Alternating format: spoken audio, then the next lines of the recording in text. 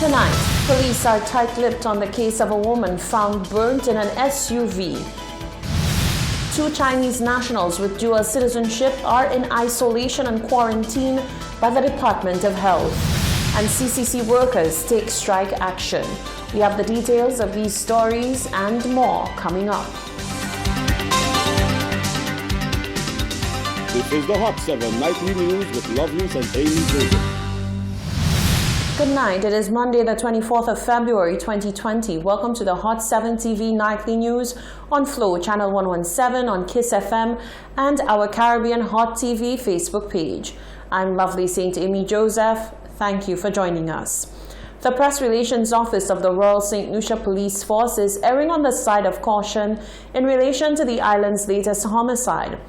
PRO Corporal Anne Joseph says due to the sensitivity of the case, they are not able to legally disclose definitive information despite widespread reports on the matter of a female's body found burned in an SUV. As the weekend ushered in pride and patriotism due to the island's 41st Independence Day anniversary, it also brought along a weekend of pain and death. At the spot in Massad Grosley, only the charred outline and melted plastic of the SUV remained at the site of the horrific act, which is now being recorded as the island's latest homicide. Public Relations Officer of the Royal St. Lucia Police Force, Corporal Anne Joseph, gave the details of the crime. About 2:20 a.m. on Sunday, the 23rd of February 2020, officers attached to the Grizzly Police Station responded to a report of a motor vehicle which was ablaze in the Massad Grizzly area.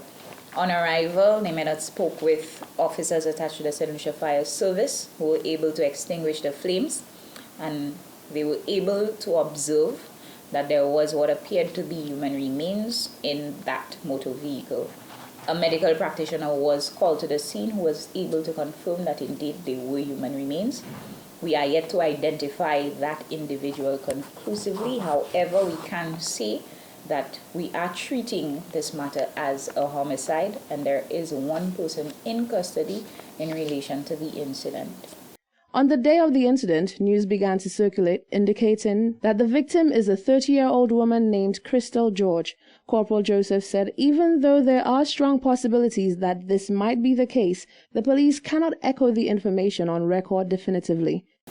We're not in a position to confirm who that individual is. There are several pieces of information that are not available through conclusive means. We've not been able to do certain things, for example, forensic analysis. The body was charred. There are pieces of information that may hint to possibly identifying that individual, but again, we're the police. We must err on the side of caution. We cannot give information that is rumor. We can say yes, that Crystal George has been reported as missing.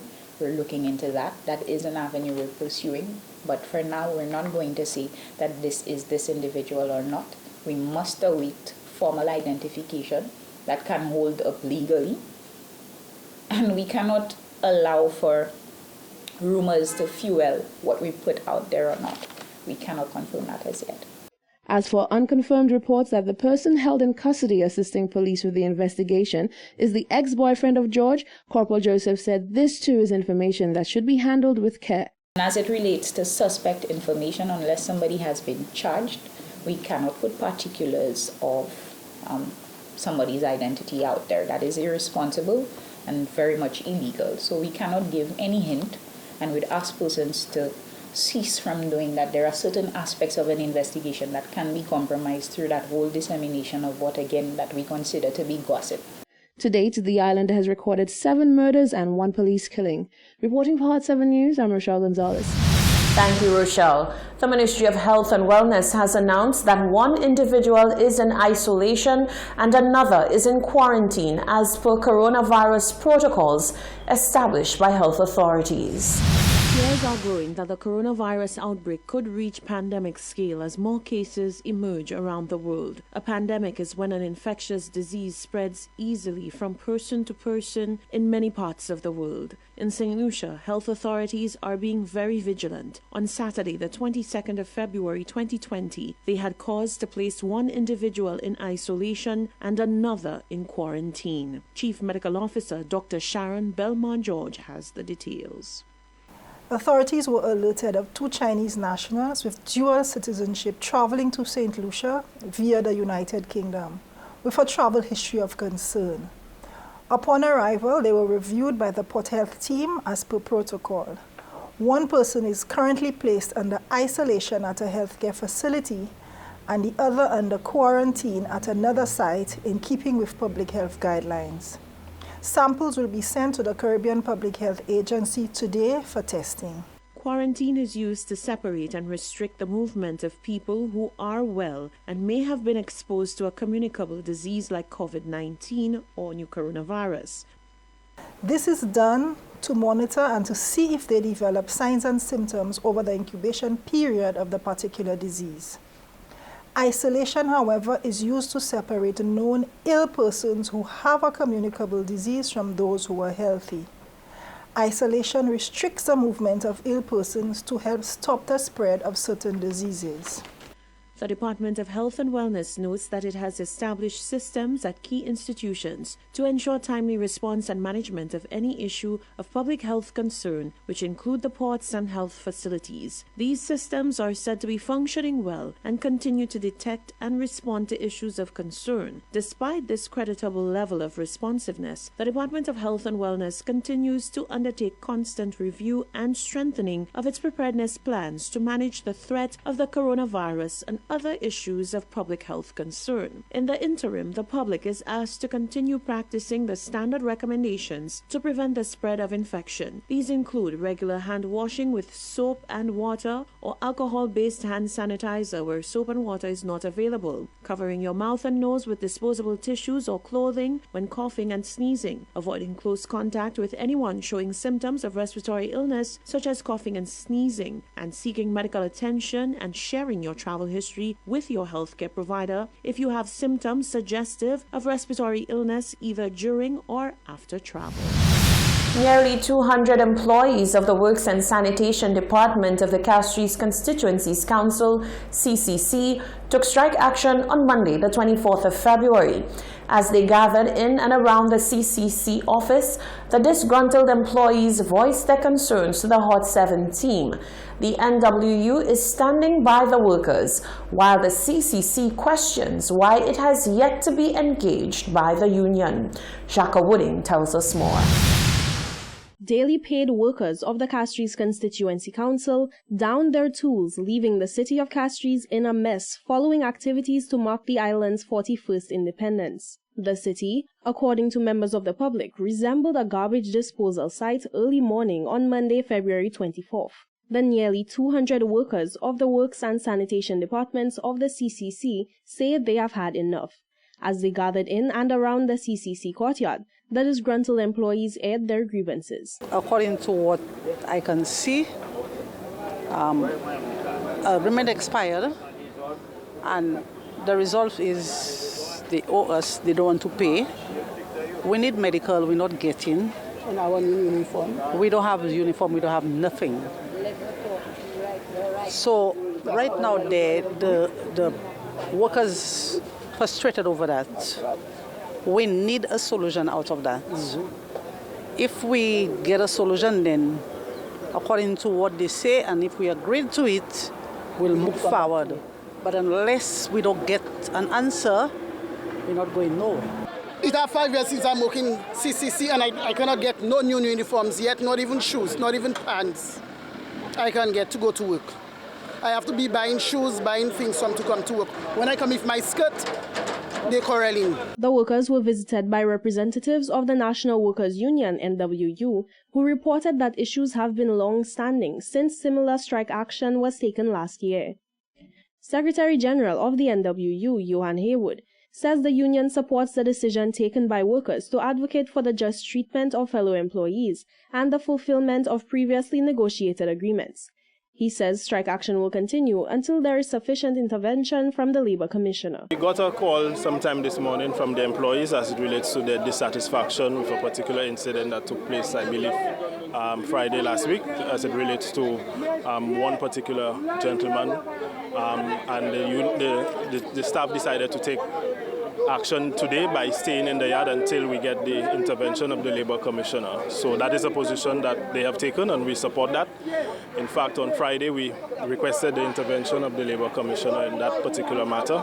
So we're waiting to see what happens with regards to that intervention. The CCC has since issued an official statement on the ongoing strike. Press and Communications Manager within the Office of the Mayor, Jason Hellingseed, says it is unfortunate that such a large group of workers have chosen to down their tools. However, Hellingseed questions why the union is yet to seek counsel with the CCC, whose operations are being directly affected. Hellingseed confirms that the efficiency of two affected departments has been compromised. However, he says members of the public should not fear for the sanitation of the city centre. We at the Castries Constituency Council, we regret the decision taken by some employees to down tools this morning. As a matter of fact, we walked into this strike action by some of our employees, and up to this time we have not yet been informed by the trade union representative, which is the National Workers Union. However, we wish to assure members of the public that they will not be inconvenienced. We have put into place, into motion, contingency plans. As we speak, we have a number of persons cleaning our streets and ensuring that the city is maintained and kept clean and safe. Hellingseed says the CCC anticipates counsel with the NWU during the course of the week ending February 28th. For Hot 7 News, I am Japode. A concerned mother is appealing to members of the public and social media to refrain from circulating pornographic videos. She says this is an activity which she has long detested. Unfortunately, it has hit home in the worst way possible. She says her teenage daughter is being tormented and bullied for a case of mistaken identity in the latest pornographic video to go viral.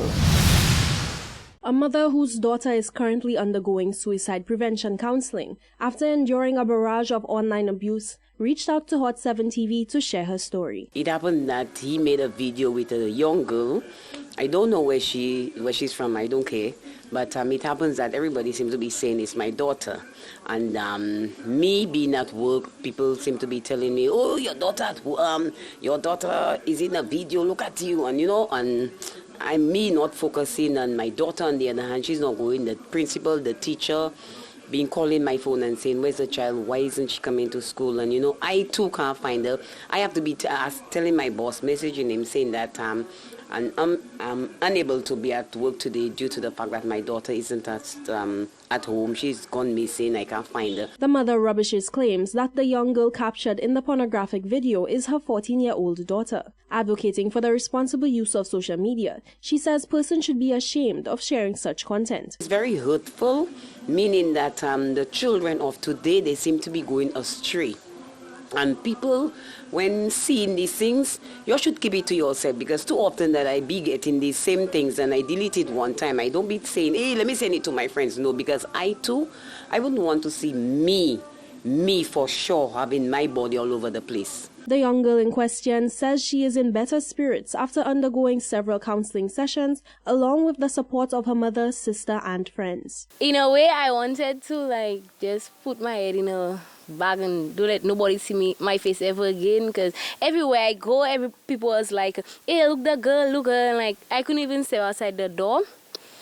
So yeah, it was hurting. But then after a while, I was like, it's okay because I know that's not me, so let me not worry myself. But then again, I know it's not me, but people don't know. My mother, my friends, my sisters, like, to be honest, I thought my mother would be lashing out at me and being like, this it wasn't, but she was there for me. My sisters was there for me, my friends especially, because one of them, well, two of them actually was in the same situation. The young lady is back in the care of her mother and looking forward to heading back to school very soon. For Hot 7 News, I am Jacques Wooding.